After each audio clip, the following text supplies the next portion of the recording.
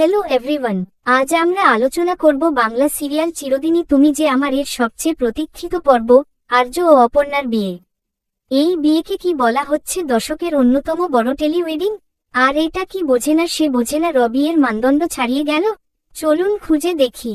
চিরদিনই তুমি যে আমার ধারাবাহিকটি আর্য ও অপর্ণার প্রেম ও জীবনের গল্প নিয়ে। দাম্পত্য জীবনের এই মুহূর্তটি দর্শকদের কাছে বহুদিন ধরে অত্যন্ত প্রতীক্ষিত ছিল, বিশেষ করে তাদের বিয়ের মুহূর্তটি। শেষ পর্যন্ত বিয়ের পর্ব এসেছে।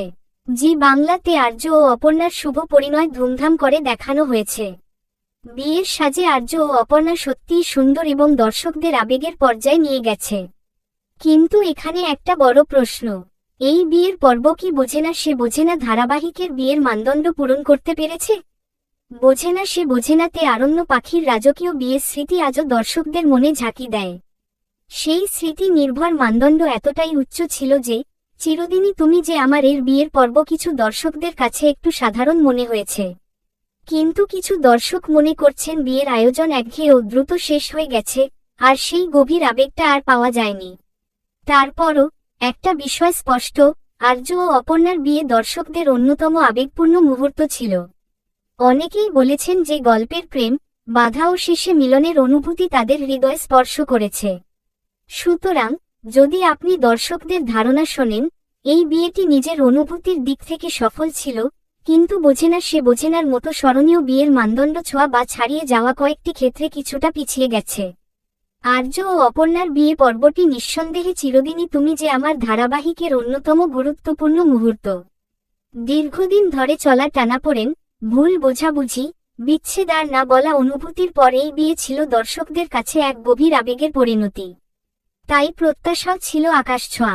অনেকেই মনে করেছিলেন এই বিয়ের পর্ব হয়তো বাংলা টেলিভিশনের ইতিহাসে আবার এক স্মরণীয় অধ্যায় যোগ করবে। এই বিয়ে দেখতে বসে প্রথমেই যেটা চোখে পড়ে তা হল চরিত্র দুটির সম্পর্কের জার্নি। আর্য ও অপর্ণার প্রেম ছিল ধীরে ধীরে তৈরি হওয়া এক বিশ্বাসের গল্প। সেই বিশ্বাস ভেঙেছে, আবার জোড়া লেগেছে। তাই বিয়ের মুহূর্তে তাদের চোখের ভাষা, নীরবতা আর ছোট ছোট আবেগী প্রতিক্রিয়া অনেক দর্শকের মন ছুঁয়ে গেছে। কোথাও অতিরিক্ত নাটকীয়তা না রেখে সম্পর্কের গভীরতাকে গুরুত্ব দেওয়ার চেষ্টা ছিল স্পষ্ট। তবে একই সঙ্গে একটা প্রশ্ন থেকেই যায়, এই বিয়ে কি দর্শকদের প্রত্যাশার পূর্ণতা দিতে পেরেছে? বাংলা সিরিয়ালের দর্শকরা আজও কিছু বিয়ের দৃশ্যকে মানদণ্ড হিসেবে মনে রাখেন। সেই তুলনায় আর্য অপর্ণার বিয়ে অনেকের কাছেই একটু সংযত, একটু সাধারণ লেগেছে। সাজসজ্জা সুন্দর হলেও তাতে রাজকীয় আড়ম্বরের অভাব ছিল।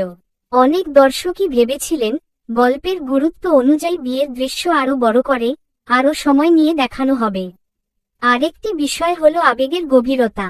বিয়ে মানেই শুধু ফুল, আলো আর মন্ত্র নয়, তার সঙ্গে জড়িয়ে থাকে চরিত্রদের ভেতরের ঝড়।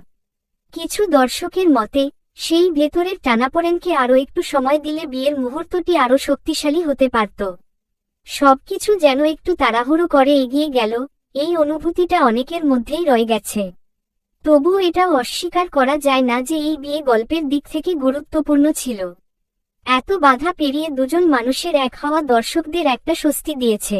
যারা শুরু থেকে এই ধারাবাহিকের সঙ্গে ছিলেন, তাদের কাছে এই পর্ব মানে কেবল একটা বিয়ে নয়, বরং এক দীর্ঘ অপেক্ষার অবসান।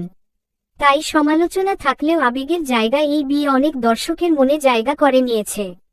সব মিলিয়ে আর্য ও অপর্ণার বিয়ে একদিকে যেমন প্রত্যাশার ভার বহন করেছে, তেমনি অন্যদিকে বাস্তবসম্মত অনুভূতির ছোঁয়া রেখেছে। হয়তো এটি সর্বকালের সেরা টেলিভিশন বিয়ে নয়, কিন্তু গল্পের ধারাবাহিকতা এটি এক গুরুত্বপূর্ণ ও স্মরণযোগ্য অধ্যায় হয়ে থাকবেই। আপনার কি মনে হয় এই বিয়ে পর্বটি মনোনয়ন পাওয়ার মতো ছিল? কমেন্টে জানিয়ে দিন। ভিডিও যদি ভালো লাগে তাহলে লাইক ও সাবস্ক্রাইব করতে ভুলবেন না। ধন্যবাদ, দেখা হবে আবার।